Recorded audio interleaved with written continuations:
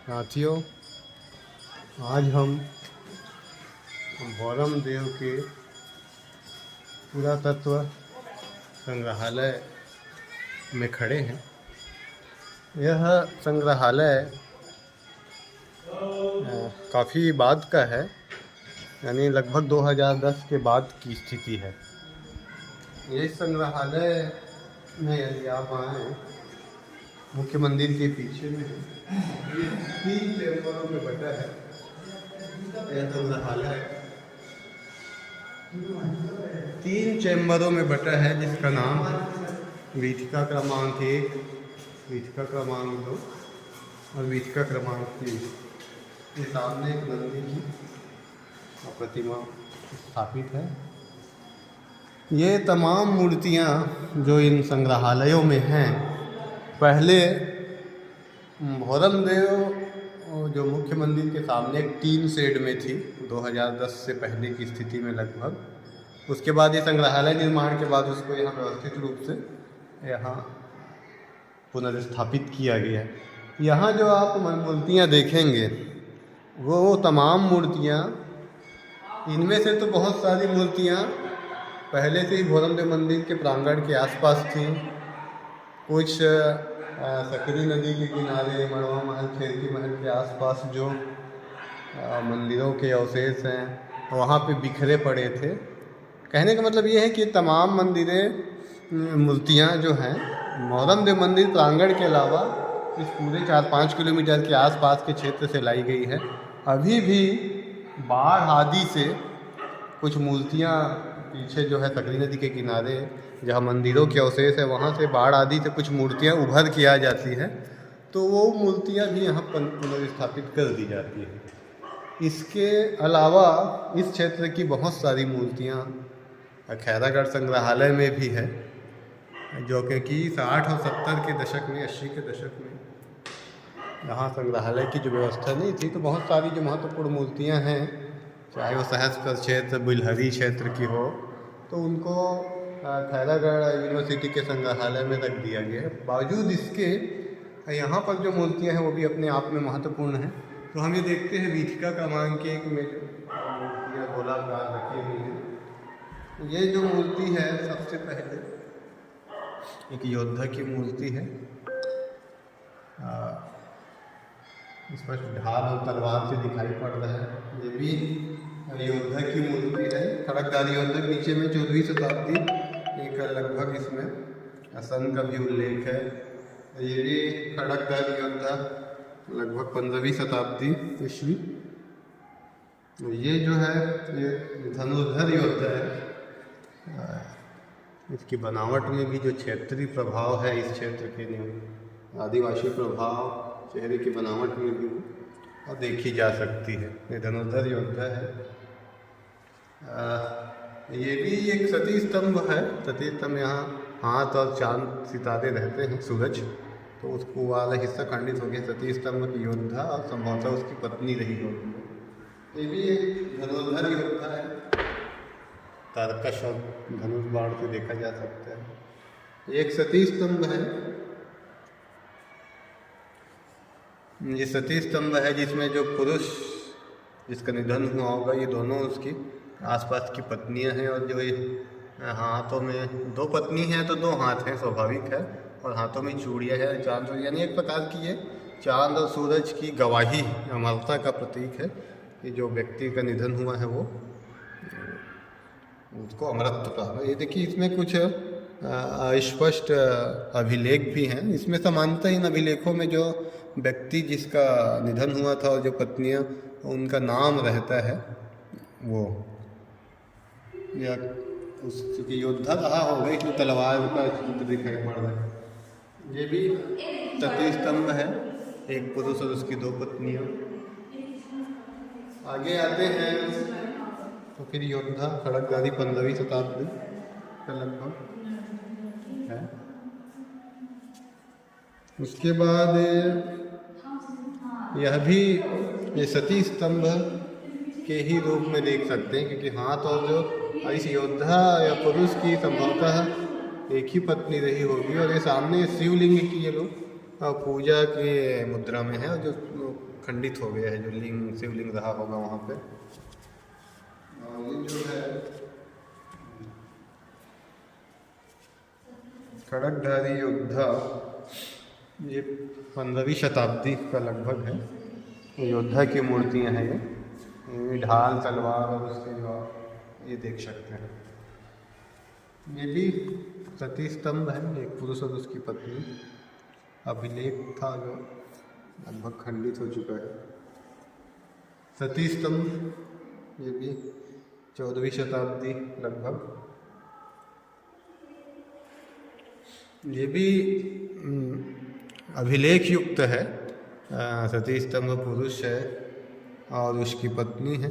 ये नीचे में कई प्रकार के जो माना जाता है कि सती जो पुरुष रहता है सती स्तंभ उसके औजार या जिस पेशा से वो जुड़ा है उस प्रकार का कुछ जो रहता है। आकृति तो है लेकिन मुझे स्पष्ट नहीं है कि ये क्या बना है, ऐसा हो सकता है। इसमें अभिलेख भी हैं, इसमें संभवतः जो सती और उसकी पत्नी का नाम हो सकता है इसमें, इसको अध्ययन का विषय है ये। के बाद ये है योद्धा, खड़गधारी योद्धा 15वीं शताब्दी का लगभग। ये भी योद्धा है, ये भी योद्धा है 15वीं शताब्दी 14वीं शताब्दी का भी होगा, हालांकि नहीं लिखा है यहाँ पे। एक फलसा रखा हुआ है हाथ में, धनुष, तो इस दृष्टि से थोड़ा अलग है। ये भी एक सती स्तंभ है। इसमें जो ये जो आकृति है, एक और पिछले जो सती स्तंभ में देखे थे, ये आकृति की पहचान मेरे स्तर पर तो अभी नहीं कर पा रहा हूँ मैं, लेकिन ये कुछ आकृति तो इसमें स्पष्ट है। के बाद ये धनुर्धर योद्धा है, ये स्पष्ट फालसा रखे हुए हैं। फिर एक और योद्धा, ये सभी लगभग 13वीं 14वीं और 15वीं शताब्दी का लगभग है।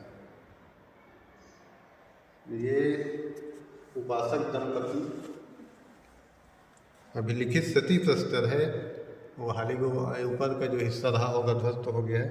इसमें भी देखिए एक तराजू सा है, आकृति है, संभव है संबंधित का जो पेशा रहा हो।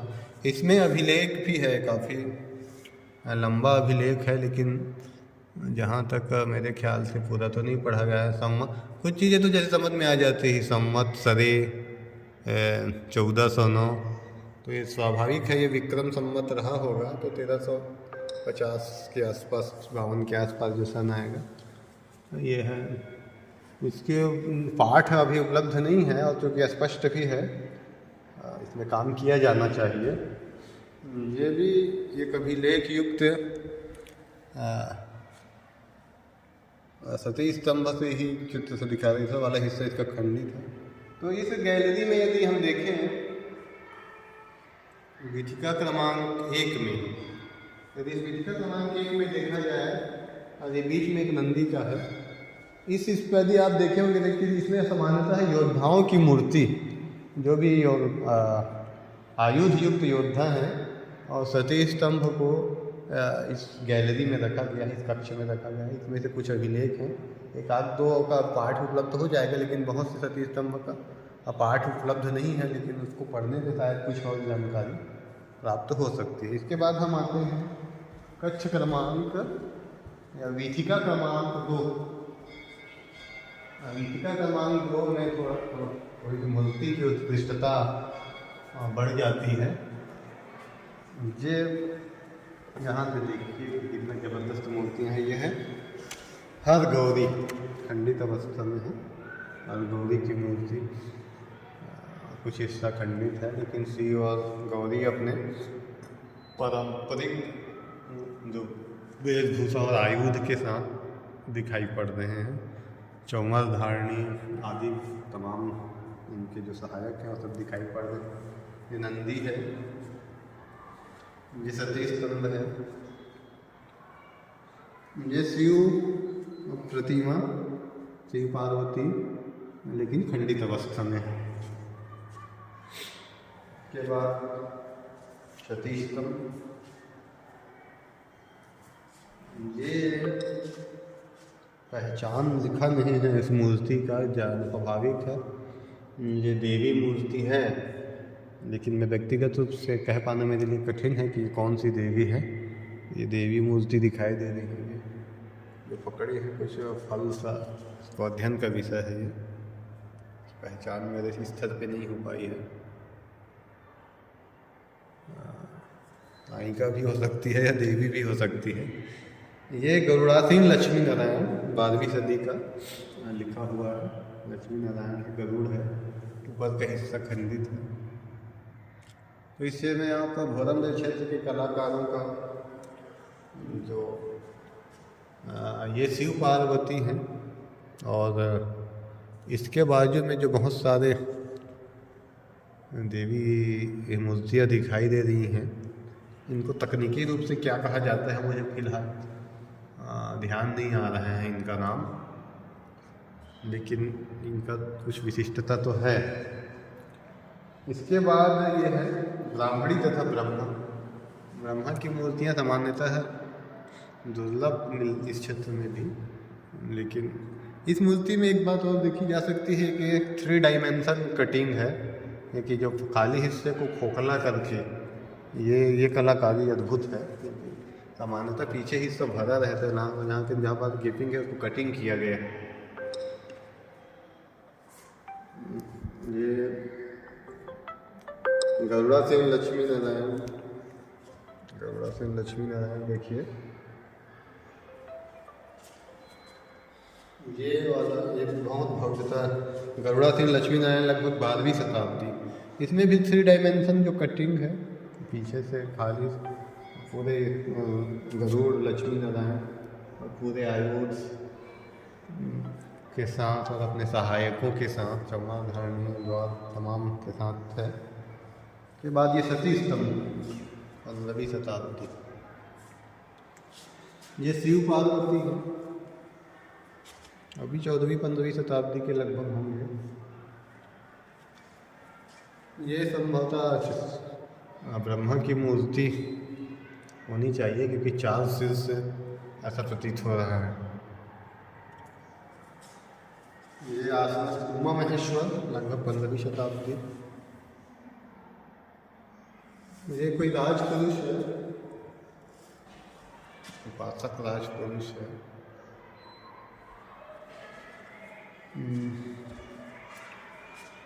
ये स्तंभ खंड सा लग रहा है, और संभवतः यह सती स्तंभ होगा ऊपर का हिस्सा।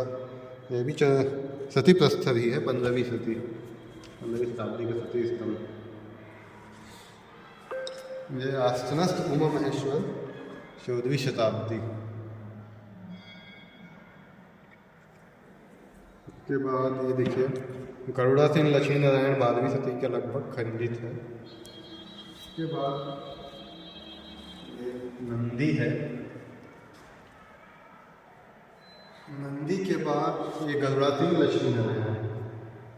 इस बीच का देखिए हम, और ये सबसे जो बीच में है, ये बीच की जो मूर्ति जो है उमा महेश्वर की रावणानुग्रह वाला जो है, रावणानुग्रह मूर्ति भी देखिए, इसकी कटिंग देखिए, 3 डायमेंशन जो पूरे बीच के गैप को काटा गया है। बहुत भव्य मूर्ति है। तो उससे आप इस क्षेत्र की कलात्मकता का काफ़ी अलग कर सकते, यानी इसका में ये देखा जाए तो मोटे तौर पे शिव पार्वती और विष्णु की मूर्तियाँ हैं, और एक ब्रह्मा भी है। तो थोड़ी इन प्रकार की मूर्तियों को यहाँ पे रखा गया है। ये दूसरा कक्ष हुआ वीथिका क्रमांक 2। इसके बाद हम इसमें वीथिका क्रमांक 3 में रखते हैं। वीथिका क्रमांक 3 ये एक राजपुरुष की खंडित मूर्तियाँ हैं, हाथ जोड़े, जिसकी नक्काशी को, स्त्री की आकृति को देखिए, बहुत बेहतरीन ढंग से उकेरा गया है। ये खंडित नंदी, ये उपासक दंपति, ये जो हाथ में कई बार जोड़ के ऐसा बताया जाता है कि कहीं कहीं कमल का आता है, कहीं कहीं मातुलिंग करके एक नींबू प्रजाति का जो फल होता है उसको बहुत बार शिव या राजपुरुष जो हाथ में उसको पकड़े रहते हैं। ये पद्मासन अंजलिबद्ध आराधिका है, एक महिला है, उपासक महिला कह लें मोटे तौर पे, 12वीं शताब्दी। ये क्या है तकनीकी रूप से यहाँ दिखा रहा होगा, हाँ मेरी स्मृति में नहीं है अभी फ़िलहाल। अलंकारिक प्रस्तर खंड दिखाई पड़ रहा है। ये खंडित मूर्ति है, नंदी संभवतः शिव परिवार का रहा हो। ये भी एक खंडित देव पुरुष है, बारे में लिखा नहीं। ये महत्वपूर्ण है।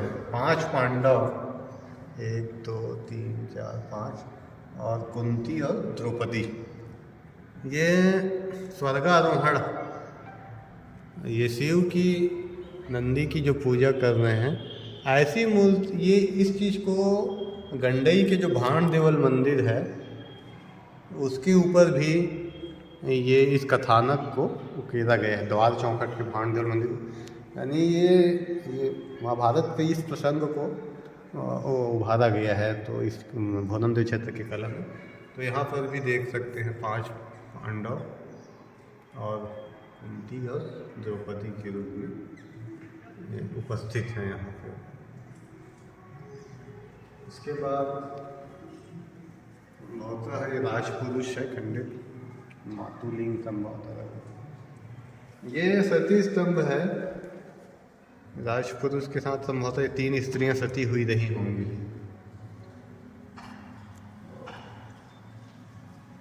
ये संभवतः गणेश की था खंडित, ये कोई देवी प्रतिमा है खंडित। ये अभिलेखित सती स्तंभ 14वीं शताब्दी का, संवत 1405 ही होगा, ये 1300 क्या संवत्सर।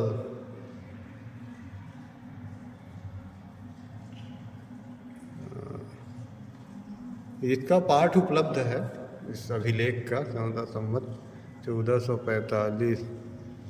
ये संवत्सरे कार्तिक मासे शुक्ल पक्ष 15 गुरु दिने। ये कोई देव है यहाँ पे, पूरा तो ध्यान नहीं आ पा रहा है यहाँ पर, लेकिन इसके बारे में अभिलेख मिल जाता है। ये सती स्तंभ है, ये भी अभिलेख सती स्तंभ है। और इसका पाठ है, इस सती स्तंभ का पाठ कनिंघम ने 1881 में कनिंघम जब भोरमदेव आए थे तो इसका पाठ प्रस्तुत किया है। वो उनकी सर्वे रिपोर्ट में है। ये संवत होगा 1445 सावन मासरे संवत्सरे दिन अश्विन, संवत्सरे अश्विन सुदी होगा। ये 13 सोमो कुमार झपडू पुत्र सोमा मेहप, ऐसा है। सती मल्हाई करके आता है इसमें, यानी सती मल्हाई नाम की स्त्री सती हुई थी, इसका पता चलता है। ये कनिंघम के पाठ में उपलब्ध है, इसका पाठ कनिंघम के सर्वे में। ये भी सती स्तंभ है, खंडित हो गया। खटकधारी योजना, ये गणेश जी हैं। ये अभी 4-5 साल पहले नदी के बहाव के कटाव से प्राप्त हुए थे। सकरी नदी के आसपास, यानी अवधौना तालाब का जो पीछे एरिया है, वहाँ पर बहुत सारे मंदिरों के अवशेष बिखरे हैं, जो बाढ़ आदि में उत्खनित होते 2-4 किलोमीटर आगे आसपास उभर जाते हैं। तो कभी कभी गांव वाले प्राप्त होते हैं तो ये मंदिर को सौंप दिया जाता है, तो यहाँ उसको रख दिया जाता है। ये खंडित प्रतिमा, ये संभवतः अभी हाल में प्राप्त हुई उमा महेश्वर की, क्योंकि ये पहले यहाँ नहीं थी। तो ऐसा प्रतीत हो रहा है कि अभी हाल में ही ये मूर्तियाँ किसी